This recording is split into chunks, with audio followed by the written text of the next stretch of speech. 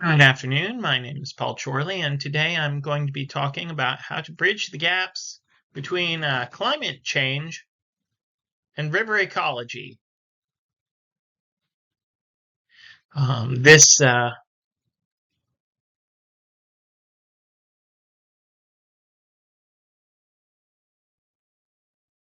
Now, if you've had a statistics class with NSU, I'm just finishing up business statistics. You'll know that there are basically four levels of data. There's the ratio level, the interval level, the ordinal level, and the nominal level. All of these levels of data imply different things about the data. Um,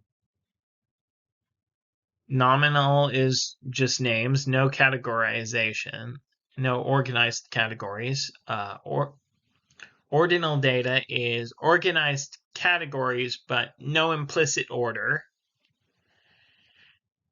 And then you have interval data, which is organized categories with uh, with an implicit order, and there's set intervals between the data, like integers could be interval data, 1, 2, 3, 4. And then you have ratio data, which is just continuous numbers. And the issue this causes with climate change is that we humans, we live our immediate experience in nominal data. The weather is good. The weather is bad. The weather is awful. There's a flood. There's a drought. Um, while floods and droughts have formal definitions, the informal definition amounts to something that inconveniences us. So we live in nominal data, and this causes problems. The problem with the human experience being nominal data is that climate science produces ratio or interval data, like all of our projections, records, verified models, and whatnot. That's all ratio data. And ratio data can be difficult for non-experts to categorize and order into their experience. This was a 4,000 level college course that helped us categorize and order the ratio data of climate change into our experience. So not everyone is going to have the expertise to order that data into their experience. And this makes the fact that specific local behaviors are difficult to predict even less relatable. And this is likely where a lot of climate change denialism comes from. If you tell me weather is not climate, then you're telling me my day-to-day experience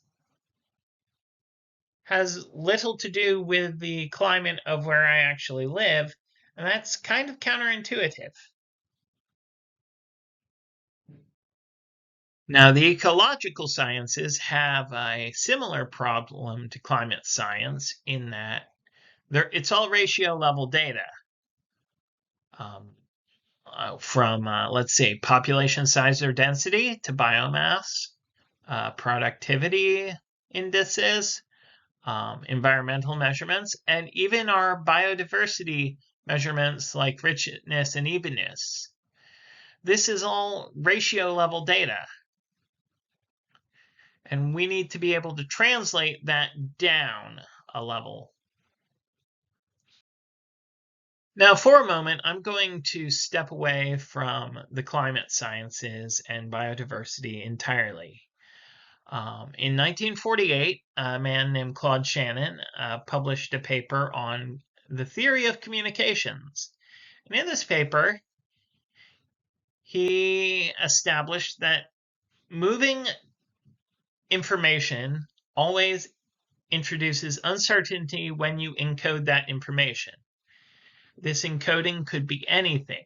It could be your cell phone. It could be me talking to you over a PowerPoint. It could be you writing it down on a piece of paper. It always introduces uncertainty and noise to the information you're trying to transmit. For instance, I could say or cough during a word or mispronounce something. That would be noise or uncertainty as it goes from my microphone to your ears.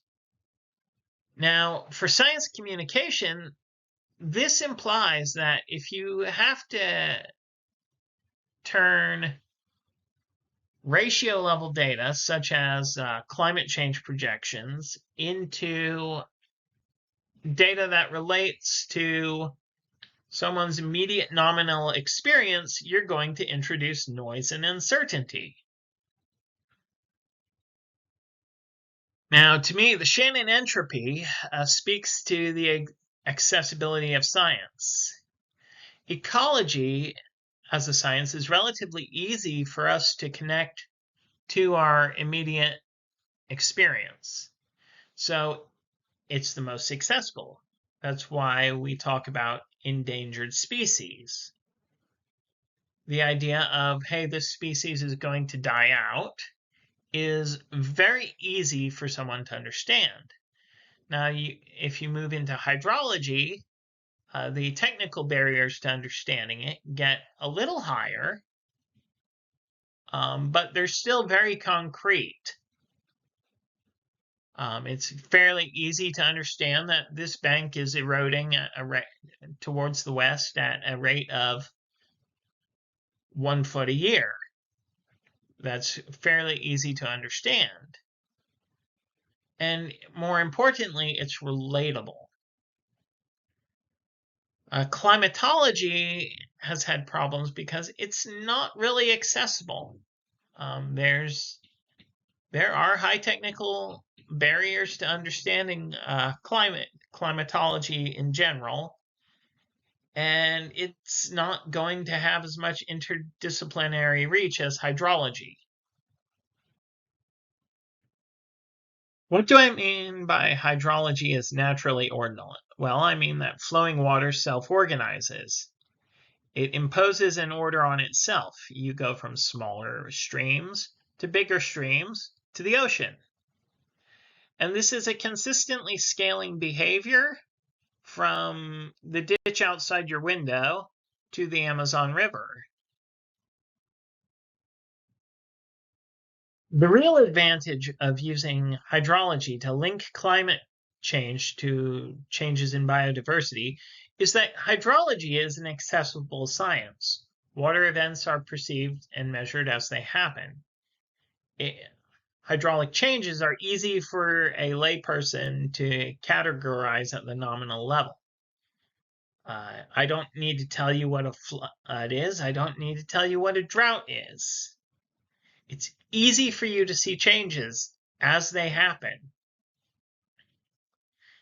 And due to that, if you're a stakeholder, like a landowner, a business owner, a homeowner, or a municipality, you're incentivized to cooperate with projects that protect you from some of the more extreme effects.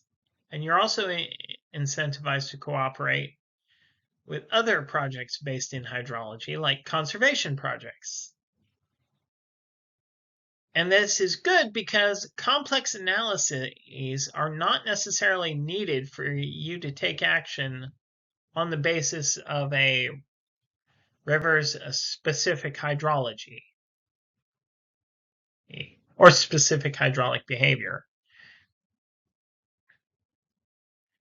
Building on the idea of science communication as a communication system, we need to transmit the climate change information all the way down from ratio data to the nominal experience of the self. And we can use hydrology and ecology as intermediaries.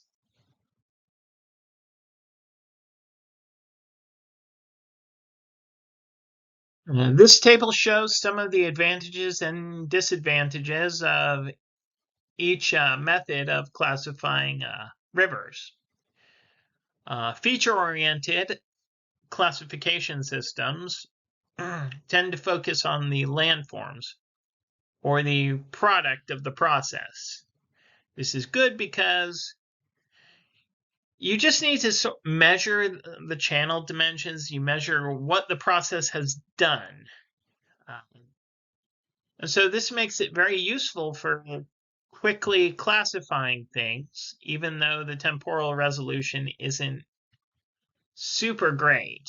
You're going to need to sample over time to see if the bank is changing. Instead of just modeling it and saying, hey, the river's going to push into this bank. And that gives it limited predictive power. But at the same time, they're still very accessible and easy to apply. On the other end, process-oriented classification methods tend to center on flow and precipitation. They require a lot of data, lots and lots of data, and they can have a pretty good temporal resolution. But they're not as good for classifying things because rivers are as much of a product of their landscape as they are a product of their flow. But they also have good predictive power. The USGS actually has some custom modeling tools for predicting flows. However, the accessibility of these tools is kind of low. And a lot of times just the data is not there. You'll have to do a lot of interpolation, and it can also suffer from resolution issues where if you're trying to model the effects of land cover on streams, as one group found out, there's going to be a certain level of resolution in your land cover database below which you can't draw any conclusions. I believe one group found that their models of river behavior didn't work for a river that was less than 90 meters across. So that would be all class 6 and below streams. So that's just an example of how you can run into limits with modeling. Now I want to go over some of the form-oriented classification and evaluation frameworks that exist for rivers. The first, and perhaps the most important for people who live in the US, is the Rosgen classification system. It was made by a man named, no surprises, David Rosgen. It is an empirical system based on an analysis of a whole lot of rivers in the western United States. It's widely applied by the US government. The EPA has used it for studies. It's got standardized measurements that are based on the shape of the river channel. And I know this because I went and got his book. This is Applied River Morphology. It's a great book if you're more interested in this subject. The nice thing to me about Rosgen is it really doesn't require any special tools. You don't actually need a geographic information system to do Rosgen classification effectively. You just need basic surveying tools. And that makes it really accessible and understandable. The other thing about Rosgen that makes it accessible is it's very reach and sample oriented. And by reach, I just mean a distinct part of a stream. So, so it's very accessible and easy to work with. And he's got a whole framework for how to assess conditions and perform stream restoration work. The other framework I found is River Styles. And it is very much a geographic information systems oriented framework. It's oriented towards the catchments or the watersheds rather than the reach. It does require very detailed field work and expert judgment, and it runs into scale and complexity issues. It was used on the Columbia River Habitat Monitoring Program, or CHAMP, which was eventually shut down because the sponsors of the program figured out that there was so much data being produced and recorded in so many places that the stakeholders found it just very hard to take any remedial actions. And that's not really a problem you have with Rosgen. So the program was terminated 5 or 6 years into its 9-year run. And I encourage you to research more about this, but it does seem like it's more prone to causing management issues. Now, this is a conceptual map of how climate science connects to hydrology and biology. The advantages of starting your analysis with hydrology is that you don't actually need to explain things like Shannon's diversity index and Pittot's evenness to outside stakeholders to move them to action. If the banks of your property are eroding quickly and destroying your property, no one is going to actually care as much about the impact on biodiversity downstream. They are just going to want you to mitigate the effects of the erosion. Similarly, if there's flooding being caused due to increased rainfall, no one is going to really care about biodiversity, but they might be up for planting more cover in riparian areas to slow down the flow of water. So we get to the goals of preserving biodiversity, but without necessarily going through assessing, monitoring it, looking at the general vulnerabilities of species or the specific vulnerabilities. So, given the map in the last slide, what does the process actually look like for evaluating? All right, so this is an example that may be close to home for a lot of everyone. This is the Illinois River near Hanging Rock along Highway 10. And one thing you'll notice about the Illinois River is it has erosion problems.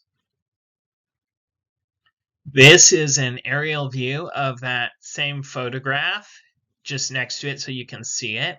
And you can see ODOT's been building something. They're building an 850-foot stone wall there just because the river has been undercutting the roadway. But erosion is more than just destroying roadways. Some models predict 3 degrees centigrade warming by 2050. This is going to cause an increase in precipitation and a 42% increase in the 100-year flood potential across the entire watershed. So where are we going to see erosion? Where are we going to see nutrient loading from phosphorus? What are the biodiversity outcomes going to be? And most importantly, whose problem is it? So what does it mean then to put all of this together and take ratio climate data all the way down to the level of someone's personal experience with a river? Well, first, we can model how rainfall in different catchments or watersheds might influence the river downstream. A great example of this is Osage Creek and Flint Creek. You can see this is roughly the Flint Creek watershed, and this is roughly where Osage Creek is. And this is important, especially for Osage Creek, because Osage Creek drains out of the city of Bentonville, where changes in land use cover is going to have an impact on how much water is flowing downstream. And that's going to have a knock-on impact on erosion down the whole watershed. So now that we have our catchments of interests, we can look at some specific reaches between those catchments and the rest of the river. I know for a fact that the river between Osage Creek and the border with Oklahoma tends to have less tree cover on the sides of the stream. So that means it erodes more readily. So flooding coming from Bentonville is an erosive threat. And I also know that aquatic macroinvertebrates don't do too well when their habitats are covered with silt. And that has effects too. That affects the bass population. If you ever fish the Illinois River, you'll notice that there's actually a lot fewer bass on the Arkansas side of the river. That's just how it is. And there's less water flowing that way on average. So there's probably less biodiversity there. But it also means if we want to increase biodiversity, we can target that area for remediation efforts like planting willows or grass or trees close to the bank in the riparian areas just to protect it from erosion. And the great part about this is I don't necessarily have to explain to stakeholders that climate change is going to ruin their fishing spot. All I have to say is erosion is going to ruin your fishing spot. And that gets past maybe some of the biases that may have been built up against climate science. So in the end, we get to the same place. We just bypass contrarianism and other obstacles to the acceptance of climate change. And that's why I think it's really cool about using hydrology to connect climate change to biodiversity.